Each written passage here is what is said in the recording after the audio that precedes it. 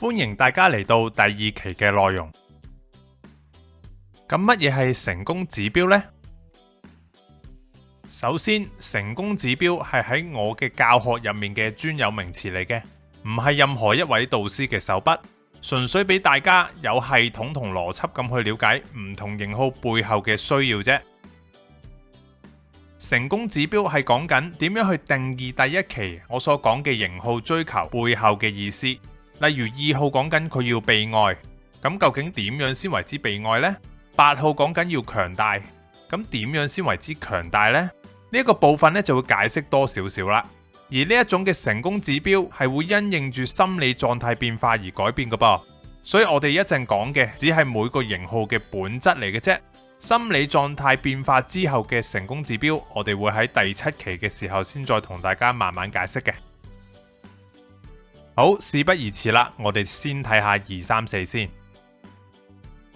2號追求被愛，咁佢哋嘅成功指標就係叫做特別待遇啦。其實大家用翻情人嘅心態諗就會易啲明噶啦。例如對方會唔會主動咁約我呢？無論係約我出街、約我打機、約我傾偈，但記住係唔使講出口。如果我同你講，喂，你約我多啲啦，一講出口就冇癮噶啦。唔係特別待遇噶啦。再嚟啦，你係會同我交換秘密嘅，而嗰啲秘密唔係嗰啲你唔好話俾第二個人知，但原來一街嘅人都知嘅。仲要呢一啲秘密呢，最好就係同情感係有聯繫嘅。話晒2號都係情感智慧中心噶嘛，例如你唔開心嘅經歷啊，你真正嘅感受啊之類。另外，佢哋都會想對方呢揾佢哋分享心事噶。最好係你人生低谷嘅時候，你會諗起佢哋，同你共度一啲深刻同埋有情感聯繫嘅時光，例如失戀咁樣。跟住啦，佢哋都會想你多啲去注意佢哋，關注佢哋噶噃，亦都可能係俾佢哋散發出嚟嘅吸引力去吸引，例如外貌啦、香味啦、性感啦，亦都可以係行為上嘅吸引力嘅，例如幫人啦、投其所好啦、乜都肯做啦。總之就係包你會留意到佢哋為止。最後就係關心佢哋嘅感受同需要啦。2號其實唔容易發現自己嘅需要噶，你嘅關心除咗係同佢建立情感聯繫之外呢，亦都係彌補緊佢哋本質上嘅盲點。2號嘅成功指標大約就係咁樣啦。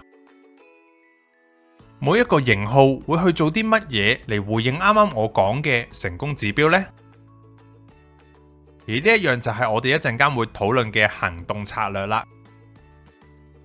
行動策略係會因應住心理狀態變化而改變噶，同成功指標一樣。不過你諗下都合理啊，有乜可能成功指標唔同咗，行動嘅策略都仲係一樣先得噶？剛才我哋提過2號係要特別待遇噶嘛，咁佢哋嘅行動策略就係做一啲會引起到對方注意嘅事。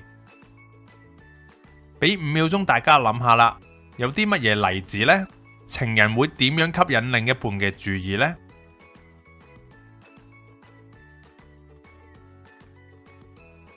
例如係執一執啲打扮同舉止啦，講緊嘅就係用視覺嘅方式嚟吸引其他人。正面嘅可能就係打扮得可愛啲、得體啲、舉止斯文啲。但反面嘅可以係發姣、暴露、舉止浮誇，仲可能充滿住唔同嘅性暗示添。可能講嘢都會非常之嗲，喺度嘢咁樣噶噃，甚至出街唔帶 bra， 飛晒釘都可以噶噃。大家可能就睇得開心啦，但佢心靈上可能唔係太健康噶。不過大家諗下，點解有啲2號唔係太打扮嘅呢？5秒鐘諗下。咁打扮同舉止都係其中一種吸引關注嘅方式嚟嘅啫。如果佢嘅父母細個嘅時候就教佢哋打扮要樸素，都真係有唔少2號係唔打扮噶，尤其係男性嘅2號。跟住啦，情人當然可以為咗另一半而投其所好啦。你中意呢一樣嘢咩？我又係喎。咦，你中意玩呢啲嘢噶？我都有興趣噶。嗰種感覺唔係喺度氹緊你。係直情因為你中意啲乜而令到佢都真係真心中意埋一份。正面嘅例子可以係陪你一齊去旅行，陪你學新嘢，呢一種嘅投其所好唔係佢扮出嚟嘅，而係真係變成咗佢嘅喜好。但係反面呢，咁就有可能會變成一啲完全冇方向嘅人啦，搞到成個人好似一個空殼一樣，人哋做乜佢就做乜。不過大家諗下，點解有啲二號唔係太投其所好呢？5秒鐘諗下。投其所好係二號嘅主體行為嚟噶，但如果你好肯定對方係二號，而佢冇投你嘅所好呢，咁唯一一個解釋就係佢冇興趣吸引你嘅注意啦，又或者你一早已經俾佢吸引咗，所以就根本唔使再做任何嘢嚟吸引你啦。再嚟啦噃，情人之間身體接觸就十分之普遍嘅，當然程度上都因人而異啦。俾大家睇下，二號除咗喺視覺上、觸覺上都一樣可以去吸引其他人噶噃。正面嘅可能係肩並肩啊，可以係捉下你嘅手臂啊，捉下你手仔啊。不過過咗龍呢，就可以係拍你大髀啊，甚或係摸任何可以吸引到你嘅地方。比較極端嘅可能就係黐到勁埋，再加摸大髀。但大家諗下，點解有一啲二號係冇乜身體接觸嘅呢？5秒鐘諗下。其實道理同打扮差唔多噶。父母如果教育佢哋身體接觸係唔可以嘅話呢，都真係會少啲身體接觸嘅。尤其係亞洲社會就會比較保守啲啦。之後就係好似情人咁關心同服從對方啦。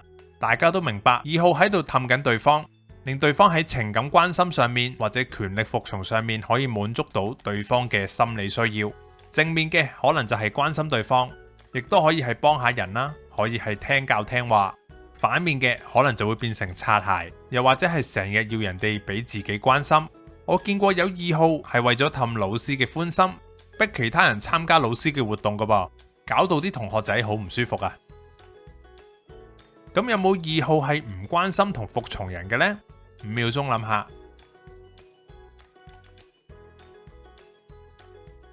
其實都係睇翻嗰個二號係咪一個想吸引嘅對象。有啲二號會知道上司乞人憎而加入同事嘅陣營噶噃，咁睇落咪好似唔服從咁咯。最後就係做一啲情人之間浪漫同有心思嘅嘢啦，想同對方建立情感嘅聯繫。呢種係用長時間去籌備一個深刻而感動嘅畫面嚟吸引對方。正面嘅可以係同同事慶祝生日啦，精心揀一啲禮物俾嘉賓啦。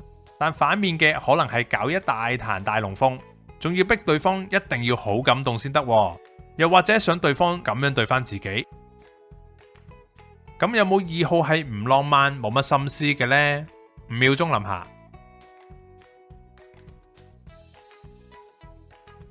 其實二號本質上都幾享受整呢一啲嘅小心思俾佢心目中覺得重要嘅人，除非對方講過話唔中意啦，或者你唔係佢心目中重要嘅人，咁咪自然見唔到佢嘅呢一面咯。二號嘅行動策略就差唔多啦，大家記住要揾一揾佢哋行為背後嘅動機，可以喺外觀啊、興趣啊、喺觸覺上啊、情感上啊，甚至一啲深刻嘅經歷入面，全方位咁令到佢嘅目標去關注自己。所以千祈唔好覺得人哋摸多你兩嘢就覺得佢係二號。補充資料，我哋又睇一睇坊間嘅一啲迷思同誤解咯噃。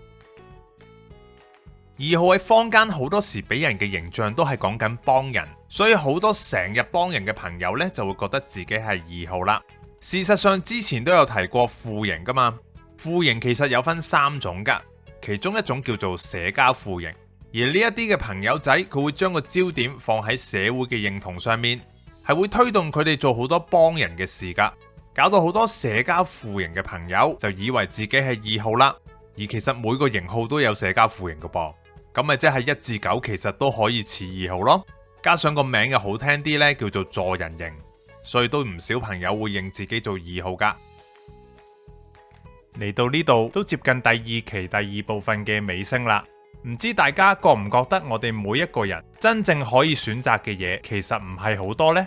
每個型號都有佢嘅成功指標，同埋為着呢啲指標去用嘅行動策略。我哋唔難見到呢個世界仲有好多人被困，被權力欲控制，被錢控制，過度消費，放縱情慾，酗酒、吸毒，乜都有。透過九型人格，我哋依家知道乜嘢先係我哋真正每個型號嘅需要。其實呢個只係第一步，打破舊有嘅習慣先係真正嘅考驗啊！我想喺度引用聖經約翰福音8章31至32節嘅內容。耶穌對信他的猶太人說：你們若常常遵守我的道，就真是我的門徒。你們必曉得真理，真理必叫你們得以自由。冇基督信仰嘅朋友未必知呢度講緊嘅道係啲乜嘢，不過我哋可以喺呢段經文入面知道，放縱自己係唔可以突破到型號上嘅限制㗎，唯有真理先可以令我哋有真正嘅自由。感謝大家，第2期嘅內容去到呢度就差唔多啦，希望大家都可以去認識真理，享受真正嘅自由。